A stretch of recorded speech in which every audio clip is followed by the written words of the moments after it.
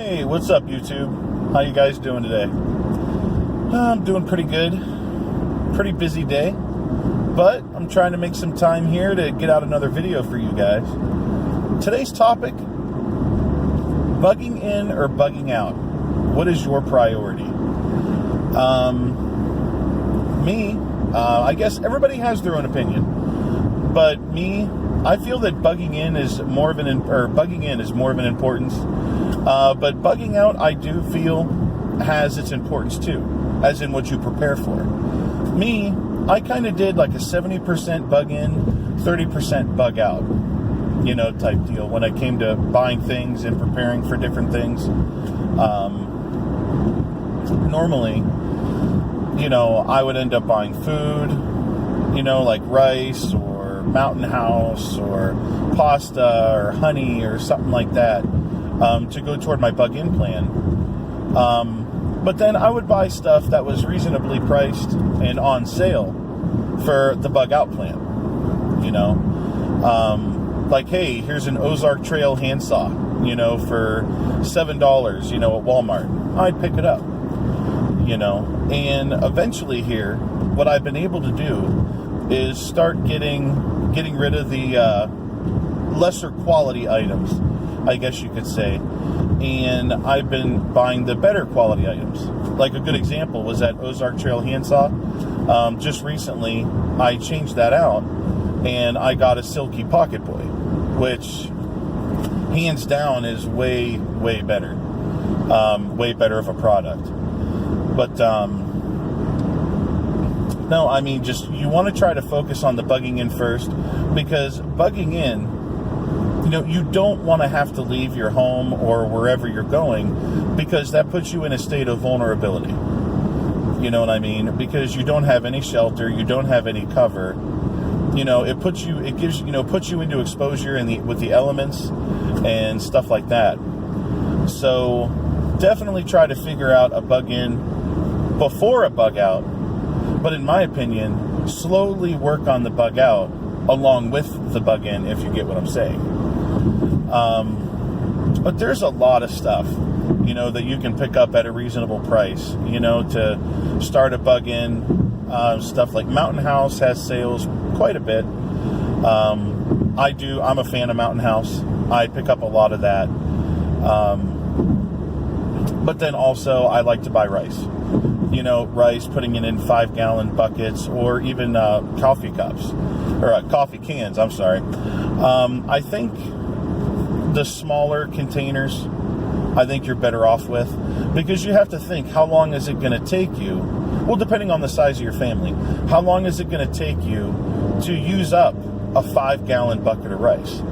It's going to take you a long time versus, a 1-gallon, or a coffee can size bucket of rice. But that's how I would prefer it. And that's another reason why I buy the Mountain House a lot in the number 10 cans. And then also, if you guys didn't know, look up Latter-day Saints. I believe it's www.ldsstore.org, if I'm not mistaken. They have stuff very, very reasonably priced, and you can buy it by the case, which is 6 number 10 cans is one case. And their shipping is, well, when I did it, it was really reasonable. You were talking $2 or $3 for shipping. That's it. And I was getting 3 or 4, cases at a time, which that's a steal in my opinion. Hold on, I'm thirsty. No, there's not vodka in here. Trust me. Unfortunately, it's just iced tea. But like, back to the bug out though. I'm kind of jumping back and forth here. With the bug out plan, the one thing you want to look at is look at the gear first that you're going to need. Because one thing I see so many people do, they'll buy this huge bag. Like a good example would be like a 511 Rush 72. And they think they have to fill that whole bag with stuff. And that's not true. You know what I mean? You have to evaluate your plan. Make a plan, evaluate your plan, and then figure out what you need to get. Because you'd be surprised, you may only have to fill up half of that bag. Or maybe not even half. depending on what you want to purchase and depending what your personal mission is. my first bug out bag, I still think I have it together upstairs in my house. I'm going to have to make a video on that and show you what you should not have in a bug out bag. I'll tell you what, it was an epic fail. I was the guy that got the Rush 72 and I filled it to the brim. You could barely zip it. It was so tight. And most of the stuff in there, I didn't need it.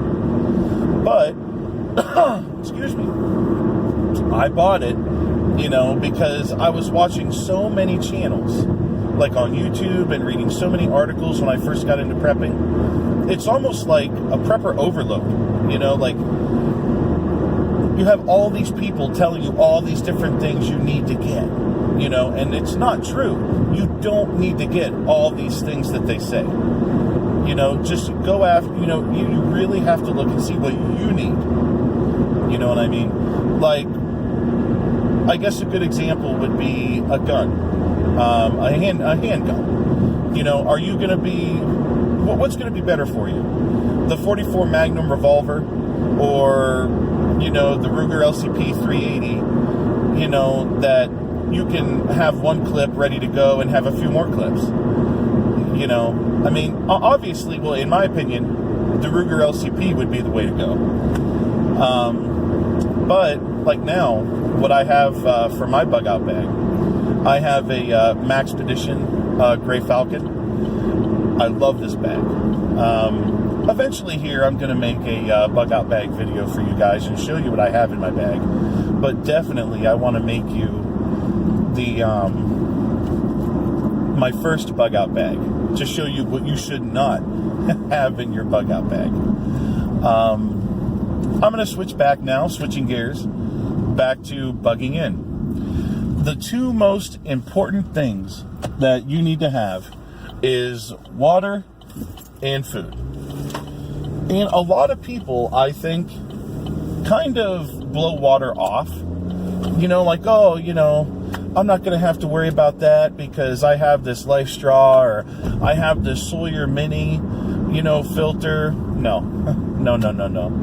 You don't want to have to get to that point, especially with a bug-in plan. You want that to be your last resort. And please, if you can, try to avoid Life Straw. You're going to get, if you're going to spend money on a water filter, and if you want a reasonably priced water filter, please go for the Sawyer Mini. They're about $30. Trust me, you'll thank me later. Instead of getting a Life Straw. I do have to admit, I have bought Life Straws. I did find them on Amazon once for sale. They're on sale for $8.95 a piece. So I bought 4. And the reason why I did that is because I've made bug out bags not just for me. I have made bug out bags, to hand out to people. People that I'm close to. Because, you know what? If they don't want to prepare or anything like that, that's their prerogative. But they're not going to have anything that I've got. You know what I mean? If they think that they're going to come into my house, and start munching on the year or two's worth of food that I have, they're wrong. I'm going to give them a bag, say, hey, it's your fault. You never prepared. I've talked to you about it. You didn't want to. So here you go. Good luck. That's me caring, trying to help them at least, give them a hands up a little bit. And I know a lot of preppers who wouldn't even go that far, but, water. You want to try to store water any way you can. There's some really nice stuff that you can get on Amazon or any other sites. But if you can, try to shop American first. Look and see if it was made in the USA. But there's really nice 5-gallon cubes that you can purchase that are stackable. Of course, you can always go for the 55-gallon drum. And that, yes, they take up a lot of space. But in the end, it's going to be completely worth it if something does happen. Just look at water as a huge priority. And, of course, look at food as a huge priority. Because if you have a family of 4, You know what I mean? And you go to the grocery store once a week. How much food do you really think you have stored up? The average American family. Not much. Probably 2 weeks at the most. You know, and you don't want to have to, you know, basically be caught with basically next to nothing. I mean, even if you're not into buying Mountain House and stuff like that, there's so many things you can buy that will not expire. You know, like stock up on pasta. You know, I mean, there's so many reasonably priced pastas out there, and you don't have to really store them away in Mylar bags. They're going to be fine. But, you know, and honey, you know, there's many other things. I'm going to have to look up a list of, I know there's at least 15 things that really don't expire. I believe soy sauce is one of them. Rice is one. Beans, you know, certain types of beans. There's some beans that are harmful, you know, after a certain amount of time. And I don't know which ones those are, because I'll be honest, I really don't like beans that much.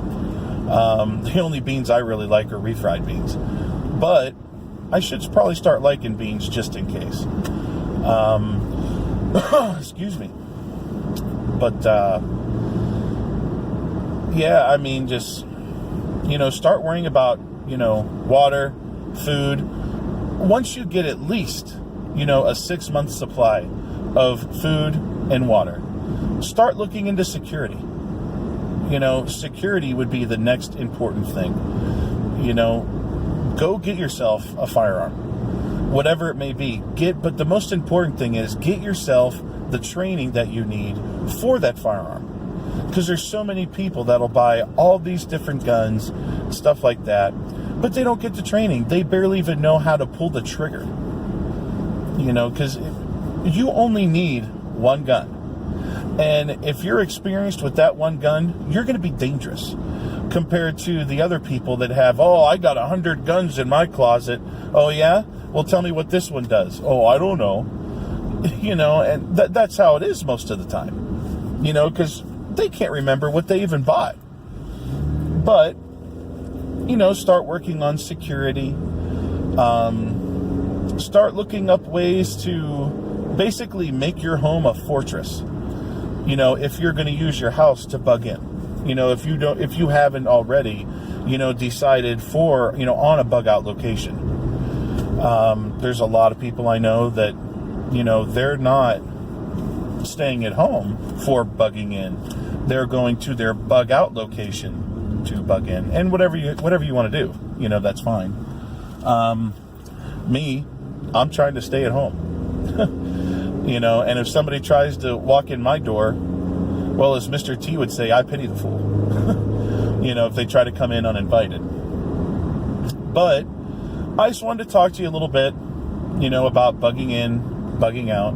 Obviously, guys, try to make bugging in your first priority. Bugging out is your second priority. But, you know, like I had said, if you don't want to completely push the bugging out gear completely to the side, break it up in a percentage. You know, like me, like I said, what I did about 70% bugging in. That way I didn't neglect, I didn't feel I was neglecting the bugging out portion. You know, because I normally would buy things on sale and stuff like that. And throughout the years, you know, I would trade other items for nicer items. But that's all I got for you today. And I'll be talking to you guys here again real soon. And please, I'm a brand new channel. This is my second video. Please like my channel, subscribe, and leave some comments below. What do you guys think? You know, what do you guys think about bugging in and bugging out? What's your formula? You know, let's talk about it. Because everybody has their own way of doing things. So, but please share my channel, get me out there, like, subscribe. All right, guys, you guys take care. I'll talk to you later. See ya.